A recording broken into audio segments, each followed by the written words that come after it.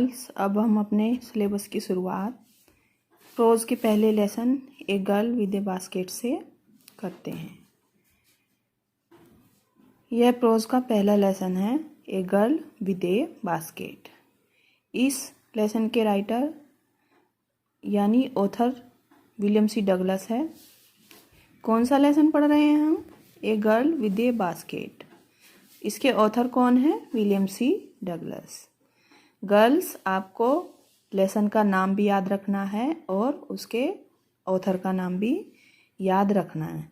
तुम्हें सारे प्रोज के लेसन्स और उनके ऑथर के नाम याद होने चाहिए, ताकि जब एक्सप्लेनेशन आए किसी भी लेसन की और कोई भी पैराग्राफ आए जिससे कि तुम पहचान कर उसका पार्ट का नाम और उसके ऑथर का नाम लिख सको, जिससे तुम्हें एक्सप्लेनेशन में रेफरेंस के नंबर मिल सके। बच्चों, आओ अब हम इस लेसन के ऑथर के बारे में जानते हैं। कौन सा लेसन पढ़ रहे हैं हम? A girl with a basket. कौन है इसके ऑथर? William C Douglas. अब हम विलियम सी डगलस, जो इस लेसन के ऑथर हैं, उनके बारे में जानते हैं। विलियम सी डगलस संयुक्त राज्य अमेरिका के सर्वोच्च न्यायालय के मुख्य न्यायाधीश थे। 1950 में इन्होंने भारत की यात्रा की थी। 1950 यह वह समय था जब भारत पाकिस्तान का बंटवारा हुआ था और बहुत से शरणार्थी पाकिस्तान से भारत आ गए थे, जिन पर जीवन जीने का कोई साधन नहीं रह गया था। वो अपने छोटे मोटे काम करके अपने जीवन जीविका चलाते थे। लेकिन इन लोगों में कम्युनल फैनेटिज्म यानी धार्मिक उन्मादता की भावना बहुत ज़्यादा थी। अपने धर्म को बहुत ज़्यादा वैल्यू देते थे। धार्मिक कट्टरता इनके लिए महत्वपूर्ण चीज़ थी। अब बच्चों, अब आओ हम इस लेसन के बारे में पढ़ते हैं। A girl with a basket William C Douglas के महत्वपूर्ण एसेज में से, लेसन्स में से एक है। इस लेसन में ऑथर ने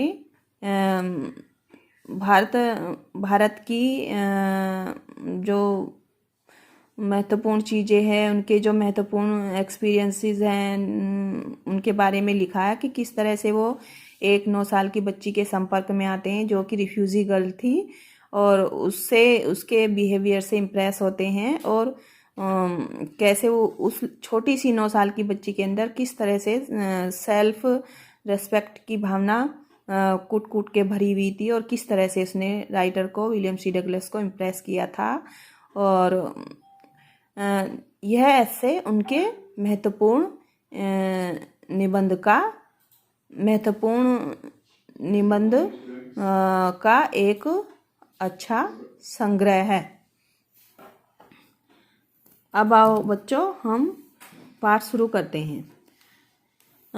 I had left new Delhi for the Himalayas. यहाँ पर राइटर विलियम सी डगलस जी कह रहे हैं कि हैड यहाँ पर हेल्पिंग वर्ब के रूप में लगा है। लेफ्ट मैंने छोड़ना। राइटर कह रहे हैं कि मैंने न्यू दिल्ली से हिमालय के लिए अपनी यात्रा शुरू कर दी थी, यानी राइटर ने न्यू दिल्ली से वो चल दिए थे, नई दिल्ली से। I was going as far as Bareilly by train. Writer जो थे वो बरेली तक ट्रेन से जा रहे थे। And then by car to Ranikhet, और रानीखेत उन्हें कार से जाना था। An old British army hill station located on a 6000 foot ridge. Ranikhet an old British Army hill station located on a 6000 foot ridge. Ridge means होता है पर्वत श्रृंखला। Opposite a 120 mile stretch of snow-capped Himalayas. तो यहाँ पर हम रानीखेत के बारे में पढ़ रहे हैं कि Ranikhet N old British army hill station. Ranikhet जो है एक पुराना अंग्रेजी सेना का पहाड़ी क्षेत्र था। लोकेटेड, जो कि स्थित था 120 मील तक फैले हुए बर्फ से ढके हिमालय के सामने 6000 फीट ऊंची पर्वत श्रृंखला पर स्थित था। कौन स्थित था? रानीखेत। यहाँ पर राइटर कह रहे हैं कि रानीखेत जो है यह 120 मील तक फैले हुए बर्फ से ढके हिमालय के सामने एक 6000 फीट ऊंची पर्वत श्रृंखला पर स्थित था। स्ट्रेच मैंने फैले हुए, स्नो कैप्ड मैंने बर्फ से ढके हुए हिमालय की पर्वत श्रृंखला पर 6000 फीट ऊंची पहाड़ी पर स्थित था। The train was slow, train जो है स्लो मैंने धीमी, ट्रेन जो है धीमी चल रही थी। एंड इट स्टॉप्ड, और यह रुक जाती थी। At all the way station, जो भी छोटे छोटे स्टेशन इसके वे मैंने होता है मार्ग, मार्ग में पड़ते थे। एट एवरी स्टॉप, प्रत्येक स्टॉप पर, प्रत्येक स्टेशन पर। आई स्वंग ओपन, स्वंग ओपन मैंने होता है कि किसी चीज़ को खोलने के लिए जोर से खींचना। I swung open the door of my compartment and walk the platform. प्रत्येक स्टॉप पर मैं अपने कंपार्टमेंट मैंने होता है कैरीज का यानी ट्रेन के डब्बे का दरवाज़ा जोर से खींचता। एंड वॉक द प्लेटफॉर्म, और प्लेटफॉर्म पर घूमने लग जाता। The platforms were packed with people, platform जो थे वो पैक्ड मैंने बहुत ज़्यादा क्राउडेड थे, लोगों से भरे हुए थे। जिनमें कौन लोग थे? सिख्स थे, मुस्लिम्स थे, हिंदूज थे, सोल्जर्स सैनिक थे, मर्चेंट्स व्यापारी थे, प्रीस्ट पुजारी थे, पोर्टर्स कुली थे, बैगर्स भिखारी थे, हॉकर्स फेरी वाले थे। Almost everyone was barefoot, barefoot means होता है नंगे पैर। इनमें से सभी लोग नंगे पैर थे। एंड ड्रेस्ड, और उन्होंने ड्रेस पहन रखी थी, कपड़े पहन रखे थे। कैसे?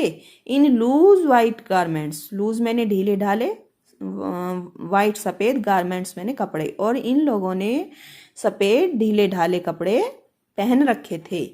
I would ask at least 3 people before I could find one who spoke English. यहाँ पर ऑथर बता रहे हैं कि I would ask at least 3 people, 3 लोगों से बात करने के पश्चात आई कुड फाइंड, फाइंड मैंने होता है खोजना या पता लगाना। 3 लोगों से बात करने के पश्चात राइटर यह खोज पाते, यह सर्च कर पाते, यह पता लगा पाते वन हु स्पोक इंग्लिश, की कौन इंग्लिश बोल सकता था। Who we would talk world affairs, और जब राइटर को पता चल जाता कि कौन व्यक्ति इंग्लिश बोल सकता था, वो उससे बातें करने लग जाते। वी वुड टॉक, और वो कैसी बातें करते थे? We would talk world affairs, हम सारे संसारिक मामलों के बारे में बातें करते। एंड एवरी मेजर टॉपिक, और उस समय का जो भी महत्वपूर्ण टॉपिक होता था, महत्वपूर्ण विषय होता था, उसके बारे में बात करते। The news of the day, और उस दिन की जो महत्वपूर्ण न्यूज होती थी, जो समय उस दिन की, उसके विषय पर बात करते थे। In this way I was trying to get a feel of the pulse of the nation, checking opinion against official attitudes and reports.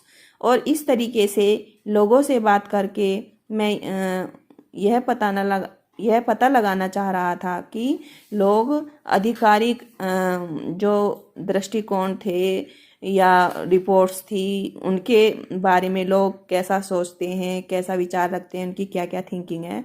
तो उनकी राष्ट्रीयता की भावना के बारे में लेखक पता लगाना चाह रहा था कि वे अपने आधिकारिक दृष्टिकोण या उनकी रिपोर्ट्स के बारे में क्या थिंकिंग रखते हैं, क्या सोचते हैं। द रूट ले through one of the richest of India's agricultural areas, जिस रूट से, रूट मैंने होता रास्ता, वे, जिस रूट से राइटर की जो ट्रेन थी वो जा रही थी, वो भारत के कृषि प्रधान क्षेत्रों में से, एरियाज मैंने होते हैं क्षेत्र, भारत के कृषि प्रधान क्षेत्रों में से एक था। This was the plain of the upper Ganga river, यह ऊपरी गंगा नदी का समतल, प्लेन मैंने होता समतल मैदान था। 1000 फीट अबव सी लेवल, यह समुद्र की सतह से हजारों फीट ऊपर था। बट ट्रॉपिकल, परंतु फिर भी गर्म था। The Ganga was brown silt, silt means होता मटमैली, यानी गंगा में जो है मिट्टी दिखाई दे रही थी, मटमैला पानी दिखाई दे रहा था। Swollen with flood waters, swollen मैंने उफनता हुआ, उफान होना। और गंगा नदी में जो है, गंगा नदी मटमैली हो गई थी, उसमें बाढ़ के पानी से उफान पर थी। इट्स ओवरफ्लो इनंडेटिंग, और इसके उफान ने इनंडेटिंग मैंने किसी चीज़ को कवर करना। इसके ओवरफ्लो ने, इसके उफान ने कवर कर लिया था thousands of acres of rice. इसके ओवरफ्लो ने, इसके उफान ने हजारों एकड़ धान की क्षेत्र को डुबो दिया था, उसे कवर कर लिया था।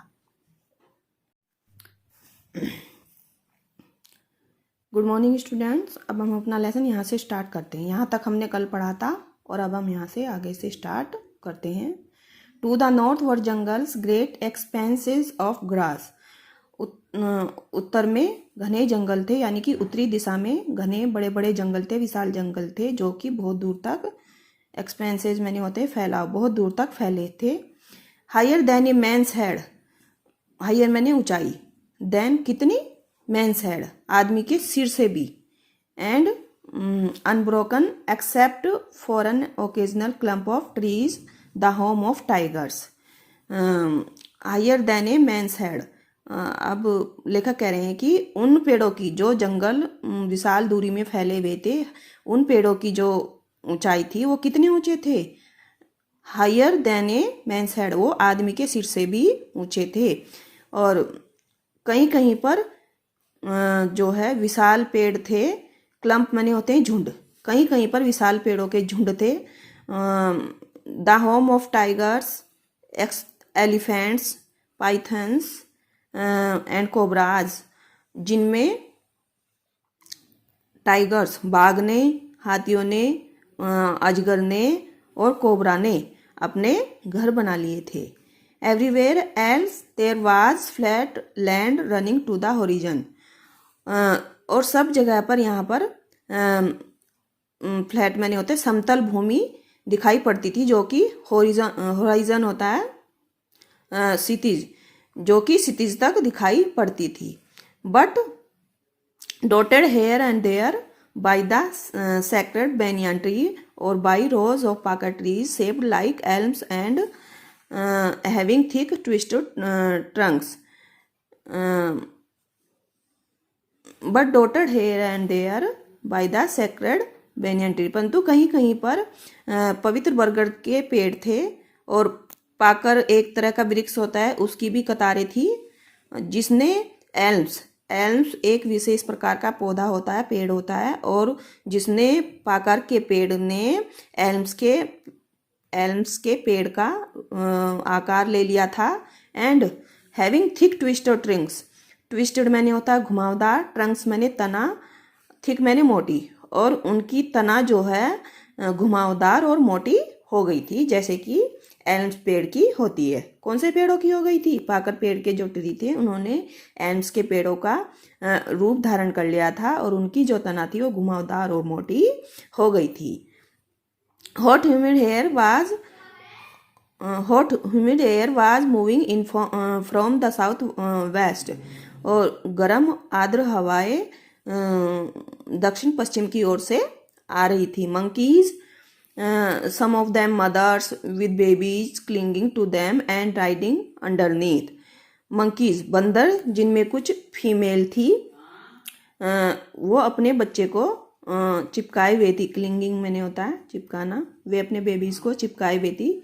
एंड राइडिंग अंडरनीथ, और इन पेड़ों पर बैठी हुई थी। स्वंग ऑफ, जो कि जंप कर रही थी। ट्रीज एट द स्टेशन, जो स्टेशन पर जो पेड़ थे उन पेड़ों पर जंप कर रही थी। कौन जंप कर रही थी, जो फीमेल मंकीज थे, वो अपने बच्चे को अपने से चिपकाकर जो स्टेशन पर पेड़ खड़े थे उन पर इधर उधर कूद रही थी, जंप कर रही थी। लुकिंग फॉर फूड, और वे भोजन की तलाश में थी। The villages we passed had balls made of mud mixed with water and cow dung. यहाँ पर लेखक कह रहे, ऑथर बता रहे हैं हमें, कौन ऑथर, विलियम सी डगलस बता रहे हैं कि जिस रास्ते से होकर ऑथर की जो ट्रेन गुजर रही थी, हेड बाल्स, उनकी जो दीवारें थी, मेड ऑफ मड, वे गारे की बनी हुई थी जिनमें पानी और गाय का गोबर मिलाया गया था। देयर पीक्ड रूफ्स, पीक्ड बने होता है नुकीली, रूफ्स मैंने छतें, वर थैच्ड, थैच्ड बने होता है छप्पर, उनकी नुकीली छतों पर छप्पर पड़े हुए थे। बंडल्स, बंडल्स मैंने होते हैं घास के मतलब बंडल, क्या कहते हैं उसको, बंडल होते हैं, समूह होते हैं। Bundles of grass tied to bamboo poles stretched across the rafter, जिनमें बांस की बल्लियों पर घास के बंडल बंधे थे।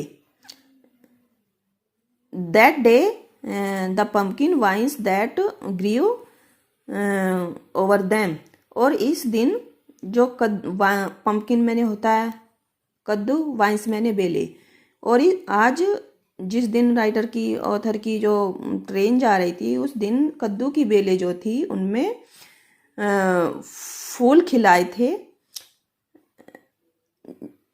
फूल खिलाए थे। Trailing streaks of yellow over the drab walls, drab means होता है मटमैली, मिट्टी की जो दीवारें थी, वे कद्दू की बेले उन मिट्टी की दीवारों पर इस प्रकार लटक रही थी, ट्रेलिंग स्ट्रीक्स, जैसे कि टेढ़ी मेढ़ी पीली कलर की रेखाएं खींच दी गई हो। At one station my routine of talking with the people was interrupted, interrupted means होता है बाधित होना या किसी चीज़ में, किसी काम में बाधा पड़ जाना, डिस्टर्ब होना। एट वन स्टेशन, एक स्टेशन पर, माई रूटीन, मेरा जो नियम था लोगों से बात करने का, वाज इंटरप्टेड, वो बाधित हो गया था, डिस्टर्ब हो गया था। एज सुन एज आई एलाइटेड, जैसे ही मैं, एलाइटेड मीन्स होता है उतरना, जैसे ही मैं उतरा, एक group of young children gathered around me, बच्चों का एक समूह ने मुझे, गैदर्ड मैंने इकट्ठा होना या घेरना, अराउंड मैंने चारों तरफ, बच्चों के एक समूह ने मुझे चारों तरफ से घेर लिया। देवर सेलिंग बास्केट्स, वे टोकरियाँ बेच रहे थे। हैंड वूवन, जो कि हाथों की बनी थी। रीड बास्केट्स, ये बांस की बनी हुई बास्केट थी। With simple designs and patterns, जिनके डिजाइन बहुत सिंपल और साधारण थे। They held the baskets high shouting words, इन बच्चों ने टोकरियों को ऊंचाई पर पकड़ रखा था और वे कुछ शब्दों में चिल्ला रहे थे। आई डिड नॉट नो, मैं उनकी बातों को समझ नहीं पा रहा था कि वे क्या कह रहे हैं, बट कन्वेइंग अनमिस्टेकेबली देयर डिजायर, परंतु मैं उनकी इच्छाओं को समझ रहा था कि वे क्या कहना चाह रहे थे।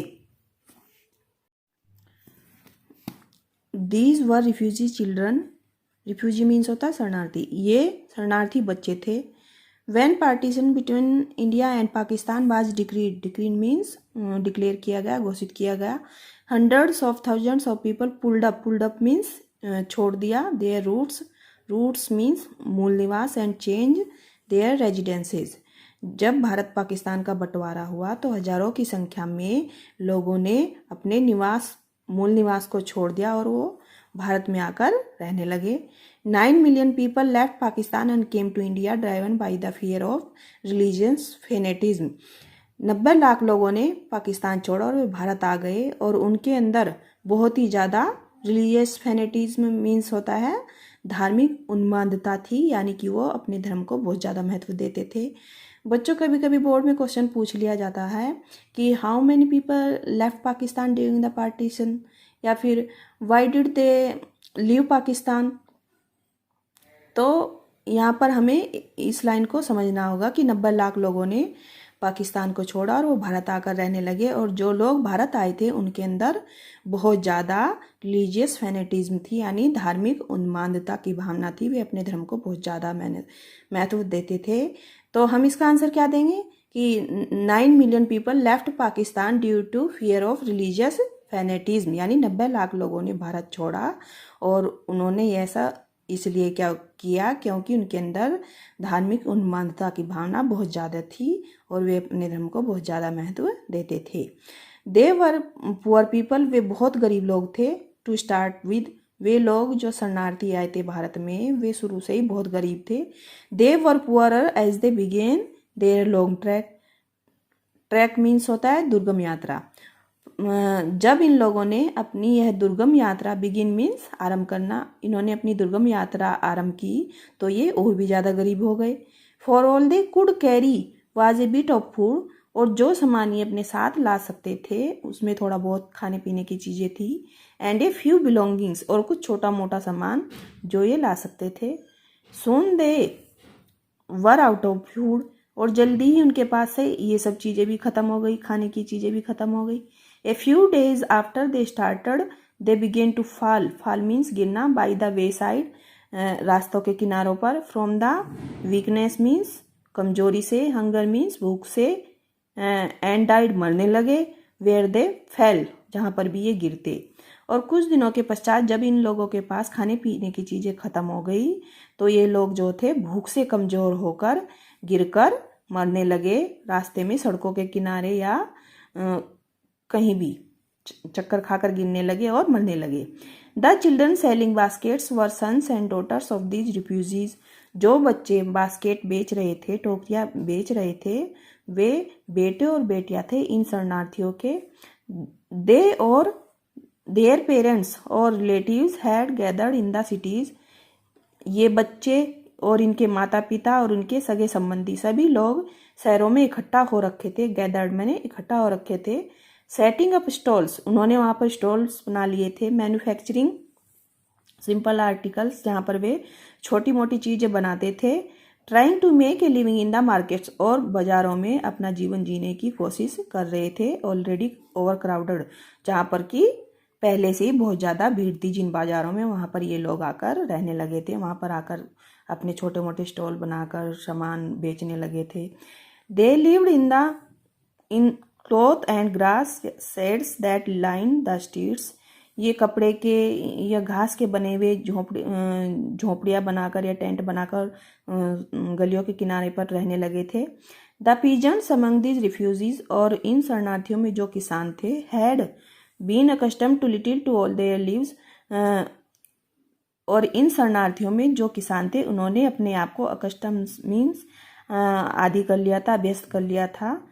टू लिटिल ऑल देयर, छोटे मोटे खर्चों में, छोटे मोटे रहन सहन में व्यस्त रहने के लिए इन्होंने अपने आप को आदी बना लिया था, अभ्यस्त कर लिया था। For the annual income of an agricultural family does not exceed, क्योंकि एक कृषक परिवार की जो सालाना आय थी वो ज़्यादा नहीं थी। On an average $100 a year, एक साल में औसत केवल $100 ये कमा पाते थे।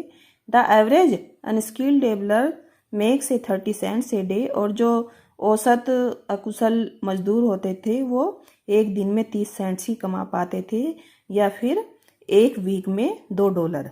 There is 1 meal a day, और इससे उनको दिन में केवल एक बार खाना मिल पाता था, जिसमें अनोनियन, एक प्याज होती थी, एक ब्रेड का टुकड़ा होता था, एक कटोरी दाल होती थी मिल्क के साथ, perhaps a bit of goat cheese, और बकरी के दूध का बना हुआ मक्खन या चीज़ होता था।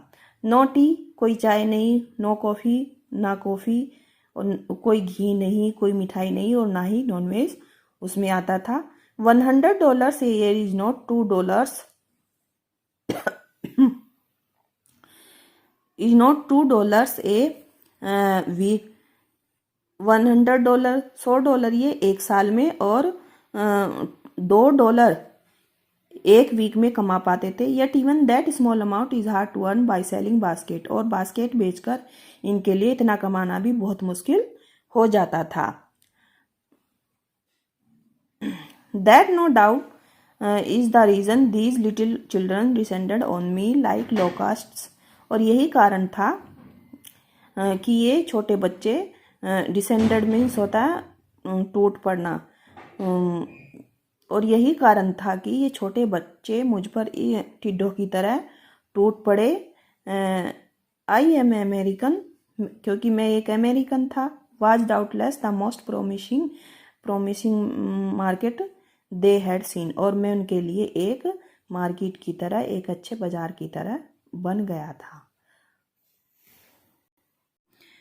I bought one tiny basket for a few annas, another fruit basket for bit more. मैंने वन टाइनी, टाइनी मीन्स होता है छोटी। मैंने एक छोटी टोकरी कुछ आनों में खरीदी और एक फलों की टोकरी एक 2 और आनों में खरीदी। A beautiful waste paper basket for a rupee, और एक सुंदर रद्दी पेपर की टोकरी 1 रुपये में ली।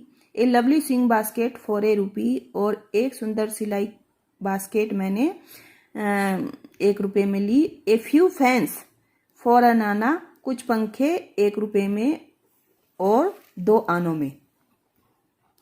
माई arms were filled and I had not spend 50 cents, मेरे हाथ जो हैं पूरी तरह से भर गए थे, लेकिन फिर भी मैंने 50 सेंट्स भी खर्च नहीं किए थे। The children pass in shouting their wares, wares means होता है कि जो सामान बच्चे बेचने के लिए ले रहे थे, जो पास था उनके पास से सामान सेल करने के लिए बच्चे जो है जोर जोर से चिल्लाकर उसे बेचने के लिए आवाज़ें लगा रहे थे। आई वाज ए प्रिजनर, मैं एक दोषी की तरह हो गया था, अपराधी की तरह हो गया था। कंप्लीटली सराउंडेड, जिसको घेर लिया गया हो। अनेबल टू मूव, और जो कि हिल भी नहीं सकता हो। The most diligent aggressive vendor was a beautiful girl of 9 right in front of me. Diligent means होता है परिश्रमी, अग्रेसिव चुस्त, एक्टिव, वेंडर विक्रेता। जो बहुत ही ज़्यादा परिश्रमी चुस्त एक्टिव विक्रेता थी, वो एक 9 साल की सुंदर बच्ची थी जो कि मेरे सामने खड़ी थी। इन फ्रंट ऑफ मी का मतलब मेरे सामने। She had a lovely basket with handle, उसके पास एक सुंदर टोकरी थी जिस पर हैंडल लगा हुआ था। And she wanted a rupee and a half for it, वह इसके बदले में 1.5 रुपया चाहती थी, और अबाउट 30 सेंट्स, और 30 cents. She was an earnest pleader, earnest means गंभीर, सीरियस, प्लेडर मीन्स अपील करने वाला, विनती करने वाला। There were tears in her eyes, उसकी आंखों में आंसू थे। She pleaded and begged in tones that would wring any heart, उसकी आंखों में आंसू थे, और सी प्लेडड, वह इस तरीके से विनती कर रही थी, प्रार्थना कर रही थी इस लहजे में कि रिंग, रिंग मीन्स होता है व्याकुल कर देना, कि वो किसी के भी हृदय को व्याकुल कर दे। माई आर्म्स वर फुल, मेरे हाथ पूरी तरह से भर गए थे। I had no room, room का मतलब है यहाँ पर बच्चों कि राइटर के पास अब कोई जगह खाली नहीं रह गई थी। लेट अलोंग एनी नीड, और ना ही उसे कोई आवश्यकता थी फॉर अनदर बास्केट, दूसरी बास्केट खरीदने की। Balancing my basket and fans on my left arm, मैंने अपनी बास्केट्स को संतुलन बनाकर पकड़ते हुए अपने लेफ्ट आर्म में बाएं बाजू में। I reach into my right coat pocket and got a handful of change, मैंने अपने सीधे हाथ की तरफ सीधे कोट की पॉकेट में अपना हाथ डाला और उसमें से कुछ मुट्ठी भर चेंज निकाला। परहैप्स, शायद 50 cents in all, which I deposit in the basket that the young girl had imploringly before me, मैंने अपने कोट की पॉकेट में हाथ डाला और उसमें से मुट्ठी भर चेंज निकाला जो कि 50 सेंट्स रहे होंगे।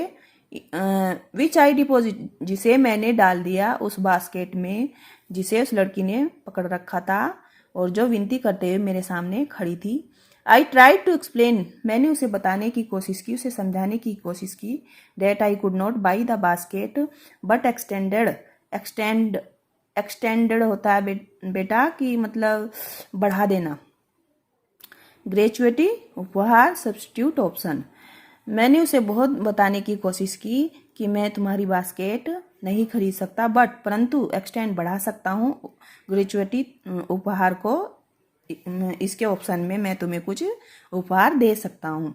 आई realised at once that what offence I had given this child of 9, मुझे उसी समय आभास हो गया कि मैंने क्या अपराध कर दिया। This child of 9 dress in rags, यह 9 साल की बच्ची ड्रेस इन रेग्स जिसने मैले कपड़े पहन रखे थे। And on the edges of edges means किनारा, स्टारवेशन मीन्स भुखमरी, और जो भुखमरी की कगार पर थी। रेज हर चिन, उसने अपनी चिन ऊपर उठाई।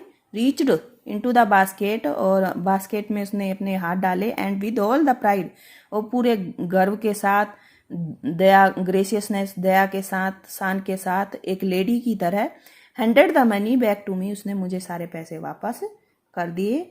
There was only one things, यहाँ पर केवल एक बात थी, दैट आई कुड डू, जिसे मैं कर सकता था। आई बॉट द बास्केट, मैंने बास्केट खरीदी। सी वाइप्ड हर आईज, उसने अपनी आंखें पोंछी। स्माइल्ड, मुस्कुराई। And dashed down the platform, और वह, डैश मिस होता है तेजी से दौड़ते प्लेटफॉर्म से। Headed for some grass hut that would have at least 30 cents that night, और वह तेजी से प्लेटफॉर्म से दौड़ते हुए एक घास से बनी हुई झोपड़ी की तरफ चली गई, जिसमें आज की रात 30 सेंट्स हो गए थे। यानी आज की रात उस झोपड़ी में इनकम के लिए 30 सेंट्स हो गए थे। I told this story to prime minister Pandit Jawaharlal Nehru, मैंने ये कहानी प्रधानमंत्री पंडित जवाहरलाल नेहरू को बताई।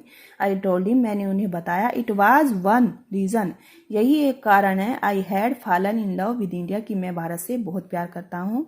द पीपल आई सा इन इंडिया, जो भी लोग मैंने भारत में देखे, those in the village as well as those in high office, चाहे वो गांव में रहते हो बड़े बड़े ऑफिस में काम करते हो, have both pride and lively sense of decency and citizenship, उन दोनों में ही प्राइड, अभिमान, lively sense of decency means शिष्टाचार, शिष्टाचार उनमें गर्व होता है, अभिमान होता है, शिष्टाचार होता है, और अच्छी नागरिकता के प्रमाण होते हैं। They also have a passion for independence, और उनमें स्वतंत्रता की गहन भावना होती है। This beautiful child born in squalor, squalor means गंदी बस्ती। This beautiful child born in squalor and poverty, यह सुंदर बच्ची जो कि गरीबी और दरिद्रता में पैदा हुई थी। अनएजुकेटेड, जो कि अशिक्षित थी। इन बोथ ग्रामर, व्याकरण, मैनर्स, व्यवहार। Had given me a glimpse, glimpse में झलक, of the warm soul of India, उसने मुझे भारत की नागरिकता की, उसके सभ्यता की एक आत्मीयता की भावना से मुझे ओतप्रोत करवा दिया था। यानी पंडित जवाहरलाल नेहरू से राइटर ने बताया था कि वो उस लड़की के व्यवहार से बहुत ही ज़्यादा प्रभावित हुए थे और इंडिया से प्यार करने लगे थे। और भारतीयों की यही अच्छी बातें हैं कि उनमें शिष्टाचार, अच्छी नागरिकता और स्वतंत्रता की भावना होती है। वे बहुत अभिमानी भी, सेल्फ रेस्पेक्ट वाले होते हैं। और इस बच्ची ने, जो कि गरीबी में पैदा हुई थी, गरीबी में रही थी, अशिक्षित थी, और जिसे ना व्याकरण का ज्ञान था ना ही व्यवहार का ज्ञान था, राइटर को उसने आत्मीयता की भावना से ओतप्रोत कर दिया था। ठीक है बच्चों, आज हमारा पाठ कंप्लीट हो चुका है।